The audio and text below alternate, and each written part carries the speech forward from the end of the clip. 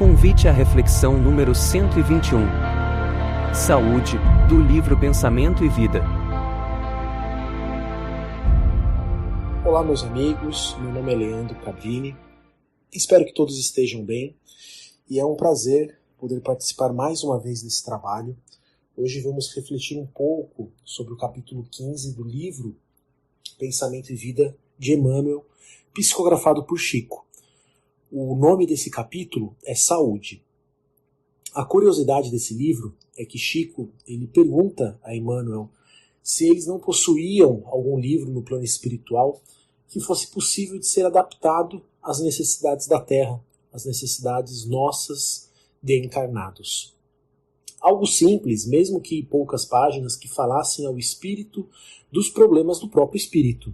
E Emmanuel se lembra dessa cartilha falada que eles dispunham no plano espiritual para as tarefas, junto aos companheiros em trânsito para o berço, que era utilizada nas escolas de regeneração entre a morte e o renascimento. Ou seja, era uma cartilha para auxiliar os espíritos que iriam reencarnar na Terra. E é assim que surge esse livro, Pensamento e Vida, na qual vamos analisar o capítulo 15, chamado Saúde. E logo no começo do capítulo, Emmanuel traz um exemplo do que seria saúde. De forma bem objetiva, ele diz que a saúde é como a posição de uma residência que denuncia as condições do seu morador. O que Emmanuel quer dizer com isso? Que quando entramos em uma casa, o aspecto dessa casa diz muito do tipo de vida das pessoas que moram ali. É claro que não diz tudo. É claro que não vai mostrar tudo. Porém, com certeza vai mostrar muitas coisas. A depender de como a estrutura da casa está organizada, a pintura da casa, a sua limpeza, os tipos de móveis que são utilizados, a decoração dessa casa, a gente consegue inclusive ter uma ideia da condição financeira daquele morador.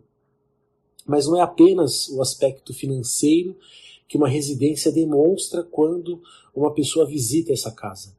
Ainda temos os aspectos sociais, o tipo de mentalidade que predomina, quais são as preferências daquele morador ou daqueles moradores. Se a casa está muito suja, isso diz uma coisa. Se a casa está muito limpa, diz outra. Se é uma casa que existe a incidência da luz solar, ou se é uma casa que as portas e janelas permanecem sempre fechadas, sem que a luz do sol consiga ingressar nesse lar, isso também vai nos dizer algo, vai nos dizer alguma coisa. Emmanuel usa essa metáfora da moradia, pois ele não está falando propriamente de uma moradia física, lógico, não está falando do lar da pessoa, e sim da moradia que é o nosso corpo físico.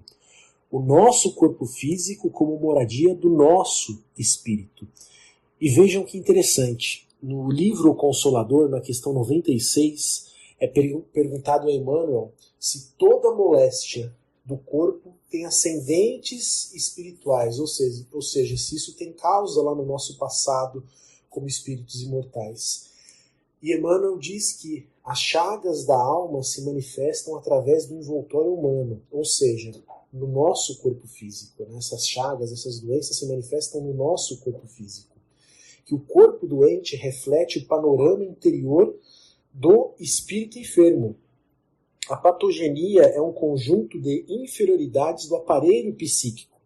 E é ainda na alma que reside a fonte primária de todos os recursos medicamentosos definitivos. A assistência farmacêutica do mundo não pode remover as causas transcendentes do caráter mórbido dos espíritos, porque está no nosso espírito, não está no nosso corpo. O remédio eficaz está na ação do próprio espírito enfermiço. O corpo doente apenas vai refletir a condição interior do espírito enfermo, assim como a casa vai refletir as condições do seu habitante. E vejam que ele diz que a fonte primária dos medicamentos que necessitamos reside dentro de nós mesmos.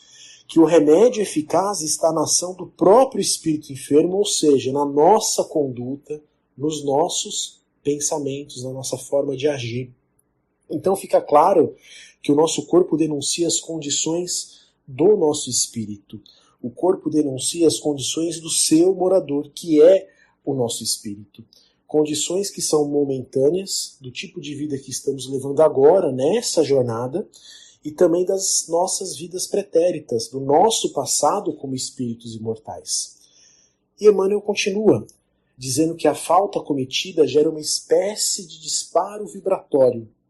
Esse disparo vibratório que alcança a vítima, ou seja, a falta, o erro, o mal que a gente pratica a alguém, né? Esse disparo vibratório alcança a vítima, volta para a pessoa, né, que gerou o mal, que praticou o mal, por causa da consciência de culpa.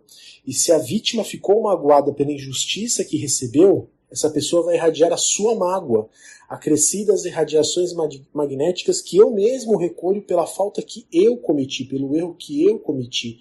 Eu também vou assimilar e internalizo para mim, potencializando ainda mais essa irradiação daquela mente que foi magoada, encarnada ou desencarnada. Aquela mente, então, que está magoada por minha causa, irradiando a sua vibração, eu acabo assimilando essa vibração em decorrência da culpa que eu sinto. Isso é do débito que eu gerei nela. E acabo também recebendo e tendo ressonância em mim da irradiação dessa pessoa. Essa falta cometida, diz Emmanuel, vai gerar uma atmosfera individual. E essa atmosfera individual vai mais tarde denunciar as condições da minha saúde em decorrência do tipo de vibração que está ao meu redor. Pensamento, para Emmanuel, é essa atmosfera individual.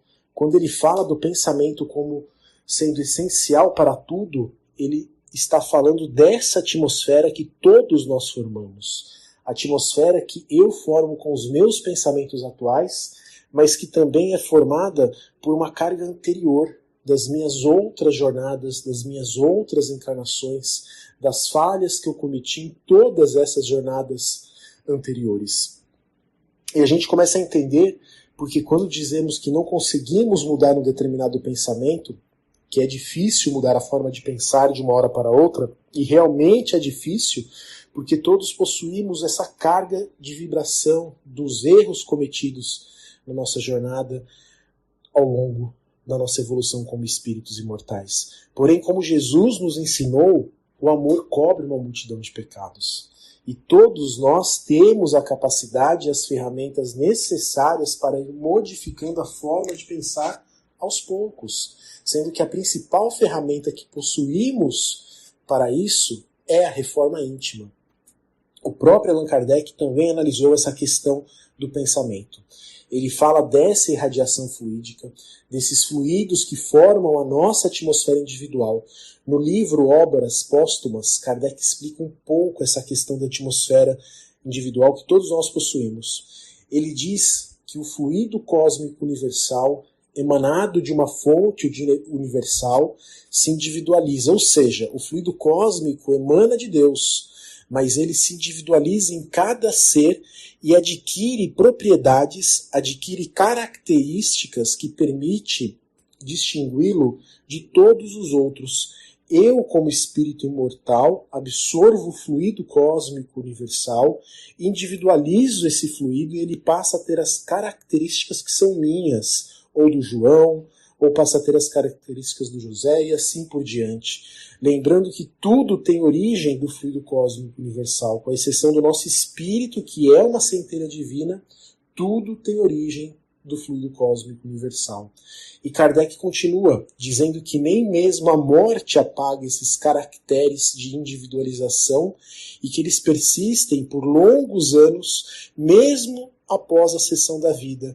Cada um de nós tem, pois, o seu fluido próprio, que o envolve e o acompanha em todos os movimentos. Para onde quer que nos desloquemos, o nosso fluido vai nos acompanhar.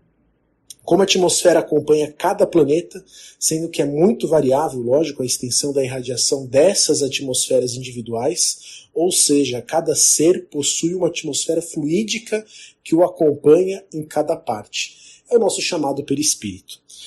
Achando-se o espírito em estado de absoluto repouso, pode essa irradiação ficar circunscrita nos limites de alguns passos, Mas atuando à vontade, Kardec fala que pode alcançar distâncias infinitas. Vejam então a força e a capacidade que o nosso pensamento possui.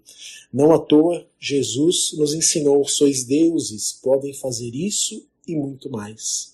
E Kardec continua explicando que a vontade que dilata o fluido do mesmo modo que o calor dilata os gases. As diferentes atmosferas individuais se entrecruzam, misturam, sem jamais se confundirem, como as ondas sonoras que se conservam distantes a despeito da quantidade de sons que simultaneamente abalam o ar. Pode-se, pois, que cada indivíduo é o centro de uma onda fluídica cuja extensão está em razão da força e da sua vontade, ou seja, é a vontade do espírito, é a nossa vontade que provoca um choque, e essa sua onda fluídica se propaga no meio, e que meio é esse? Esse meio é o fluido cósmico universal, que envolve a tudo e a todos. Então a atmosfera de cada indivíduo é o fluido cósmico universal individualizado. Em algumas pessoas essa atmosfera parece mais uma tempestade. São aquelas pessoas que às vezes nos causam enjoo, náuseas, aquele embrulho no estômago pela emissão de fluidos deletérios que essas pessoas geram. Mas também existem aquelas pessoas que a atmosfera fluídica nos tranquiliza, nos acalma. O que Emmanuel fala nesse capítulo, Saúde, é que essa atmosfera individual gera vibrações, e esse campo vibratório em torno de mim é que vai responder pela imunidade e pelo metabolismo das minhas células, ou seja, da minha imunidade e da minha saúde. E ele continua explicando que os pensamentos cultivados de revolta, ciúmes, crueldade e desespero, além de irritabilidade ou de rebeldia, todos eles afetam e desagregam as nossas células. E também auxiliam nessa psicosfera vibratória, criando um campo suscetível, porque é nessa atmosfera vibratória que vai agir a imunidade do nosso corpo. A imunidade do nosso corpo está subordinada a essa atmosfera. Quando essa atmosfera começa a se desarmonizar, a nossa imunidade cai e a gente abre espaço para vírus, para a ação de bactérias, de viroses simples, até as infecções mais complexas. Nas palavras de Emmanuel, ele diz que a cólera e o desespero, a crueldade e a intemperança criam zonas mórbidas de natureza particular no cosmo orgânico, impondo às células a distonia pela qual se anulam quase todos os recursos de defesa, abrindo-se leira fértil à cultura de micróbios patogênicos nos órgãos menos habilitados à resistência. É assim que muitas vezes a tuberculose, o câncer, a lepra e a ulceração aparecem como fenômenos secundários, residindo a causa primária no desequilíbrio dos reflexos da vida interior. E ele ainda diz que não está se referindo apenas aos processos biológicos, mas a todos os processos mentais, que todos esses processos começaram em pequenos desequilíbrios no nosso psiquismo, ou seja, na nossa mente. Se o corpo e as moléstias orgânicas não são ao acaso, e tenho a certeza de que elas não o são, não pensem que as doenças ocorrem ao acaso. A raiz dessa moléstia está no meu psiquismo, podendo estar ligado ao nosso passado, em outras jornadas do nosso espírito, ou em decorrência do ponto de vista da minha jornada atual, com a conduta ou com as condutas equivocadas que contaminaram o meu psiquismo apenas nessa jornada. Emmanuel fala também sobre as questões emocionais. Todas elas têm raízes em pequenas condições interiores que o espírito estava cultivando. Hoje em dia tem aumentado cada vez mais o número de pessoas com depressão, com síndrome do pânico, crises de ansiedade, são as chamadas dores da alma. Esses transtornos, sejam mentais ou emocionais, não começam de um dia para o outro. Aquela depressão, mesmo que seja de uma hora para outra, que pega os familiares de surpresa, de forma inesperada, não começou de uma hora para outra. Isso foi sendo acumulado ao longo do tempo. Existiam disposições dentro da pessoa, situações interiores mal administradas que vão se acumulando, e uma hora isso transborda, como um copo de água que transborda mesmo sendo colocado gota a gota dentro dele, e a gente acaba vendo só a parte final, que é esse transbordar. No livro Consolador, na questão 95, é perguntado a Emmanuel também sobre a saúde, o que podemos considerar como saúde. E ele responde que para o homem da Terra, a saúde pode significar o equilíbrio perfeito dos órgãos materiais. Para o plano espiritual, todavia, a saúde é a perfeita harmonia da alma, para a obtenção da qual muitas vezes há necessidade da contribuição preciosa das moléstias e deficiências transitórias da Terra. E a nossa querida mentora Joana, no livro Momentos de Saúde e de Consciência, fala que o objetivo do ser humano é conquistar saúde integral, que é quando o ser humano consegue atingir a harmonia entre o equilíbrio orgânico, o emocional e o psíquico, num quadro geral de bem-estar. Ela deixa claro que isso constitui um grande desafio, mas que ao longo da nossa existência milenar alcançamos resultados admiráveis e valiosas conquistas. A medicina atual reconhece cada vez mais que as doenças nas áreas psíquicas e emocionais transferem-se com grande facilidade para a área orgânica, que a mente desequilibrada desarmonia também o corpo físico, abrindo brechas para a instalação de doenças variadas. Quando alterada através do pensamento destrutivo, o equilíbrio energético que mantém o funcionamento e a harmonia das células físicas, o nosso sistema imunológico está, na verdade, sofrendo um verdadeiro bombardeio de descargas mentais destrutivas, como verdadeiras bombas que são arremessadas e que alteram todo o equilíbrio do nosso corpo físico, permitindo assim a instalação e o desenvolvimento de moléstias graves, da mesma forma que comentado por Emmanuel. Em outro livro, também da nossa querida mentora Joana, ela destaca a força que o nosso pensamento possui e como ele desempenha uma função importante no conjunto existencial do ser humano. Ela explica que a energia, os fluidos produzidos pelo nosso pensamento, que é uma força eletromagnética, percorrem todas as células do nosso corpo físico, particularmente as do sistema nervoso simpático, que mantém perfeito intercâmbio com as do imunológico. O nosso sistema nervoso simpático está ligado às emoções, aos nossos sentimentos. Sistema esse que trabalha em conjunto com o nosso sistema imunológico. Realmente somos aquilo que pensamos, somos aquilo que atraímos para nós. Se eu acreditar que eu vou ficar doente ou estou doente, o nosso pensamento tem a força e a capacidade de fazer com que o nosso corpo realmente adoeça. Crer que algo vai dar errado e viver uma situação de estresse dispara um gatilho hormonal no nosso cérebro. É como se o órgão percebesse que algo ruim está por vir e ele prepara o nosso corpo, mantendo-o em estado de hipervigilância. Não são os espíritos que dizem isso. São médicos e cientistas que dizem que o pessimista tem comprovadamente o sistema imunológico enfraquecido. Devemos lembrar sempre que o nosso pensamento é uma força eletromagnética, uma força irradiante, uma força criadora, criando exatamente aquilo que desejamos, nos elevando às esferas superiores ou criando a prisão dos nossos instintos inferiores. O nosso pensamento tem a força de alterar a constituição do nosso organismo físico, desenvolvendo assim as doenças.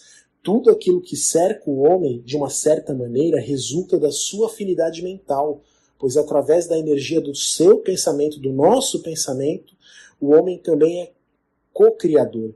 E é essa energia a responsável pelos estados de bem-estar, de mal-estar, de saúde, de doença, de alento ou de desconforto. Tudo aquilo que nos cerca é porque atraímos através da nossa vibração, da nossa sintonia de pensamento. E Emmanuel, encerra esse capítulo dizendo: não nos esqueçamos, assim, de que apenas o sentimento reto pode esboçar o reto pensamento, sem os quais a alma adoece pela carência de equilíbrio interior, imprimindo no aparelho somático os desvairos e as perturbações que lhe são consequentes.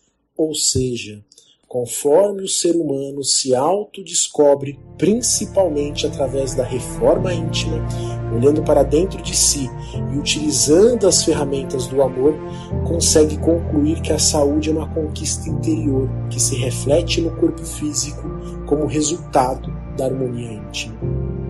Fiquem todos com Deus e tenham uma excelente semana. Graças a Deus.